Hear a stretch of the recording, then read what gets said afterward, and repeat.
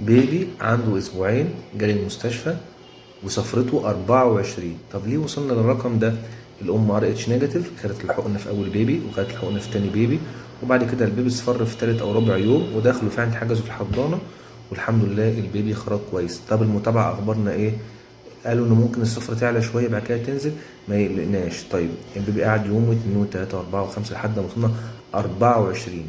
طبعا كان في تكسير في الدم عنيف، والهيموجلوبين نزل من 14 15 لحد ما وصل 5، والبيبي كان محتاج نقل دم مره والتانيه والتالته، ومش هيخش على جهاز ضوئي ولا ثنائي ولا حد، يخش على الجهاز الاكستنسيف اللي هو المكثف، وخد اجسام مناعيه عن طريق الدم عشان تقلل التكسير، وكان ممكن يحتاج الى غسيل، تغيير دم، كان ممكن يحتاج الى تغيير دم. طب اللي عايز اقوله، اول حاجه انت ار اتش نيجاتيف يبقى لازم ناخد الحقنه. خلي بالكم حقنه الار اتش ليها بريكوشنز معينه، ليها احتياطات معينه، تابعيها مع دكتور النساء، تتجاب من مكان محترم وليها تخزين معين وليها تاريخ صلاحيه، وارد جدا ان هم يكونوا خدوه ما يكونش افكتيف خلاص.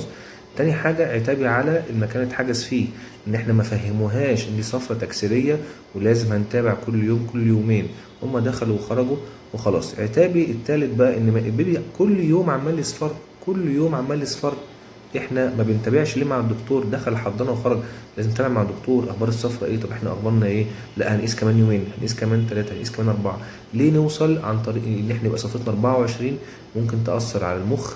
وعلى فكره تاثير الصفرة ممكن يبان على طول، وممكن يبان في الشهر السادس، في الشهر السابع، في السنه، سنه ونص. البيبي ما بيتحركش كويس، البيبي ما بيتكلمش، حاجات كتير ممكن تاثر الصفرة عليها في التطور بتاع الطفل. طيب ليه كل الكلام دوت؟ بعد اذنكم نطلع من القصه دي عن طريق يعني بالمورالز، او ان احنا نستفيد ايه. اول حاجه انت ار اتش نيجاتيف لازم نتابع مع دكتور النساء ونبلغه عشان الحقنه بتاعت الار اتش.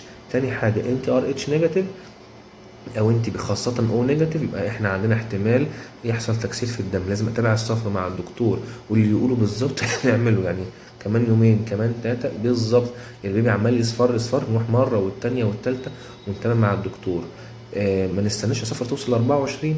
طيب عايز اقول برضو ان لا النيون بينفع ولا الشمس هتنفع ساعتها، ولا ان احنا ندي اكياس اللي هي الاجار ولا البلينو ولا كل ده مش هينفع.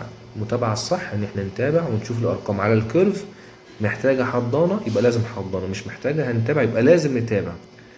ربنا يحفظ اطفالنا ويحفظ اولادنا من اي حاجة يا رب. يعني ايه تيجي وبعد كده نقول يعني للاسف مش هينفع ترجع تاني، بتبقى حاجة مؤثرة جدا. ربنا يحفظ اولادنا، والسلام عليكم ورحمة الله وبركاته.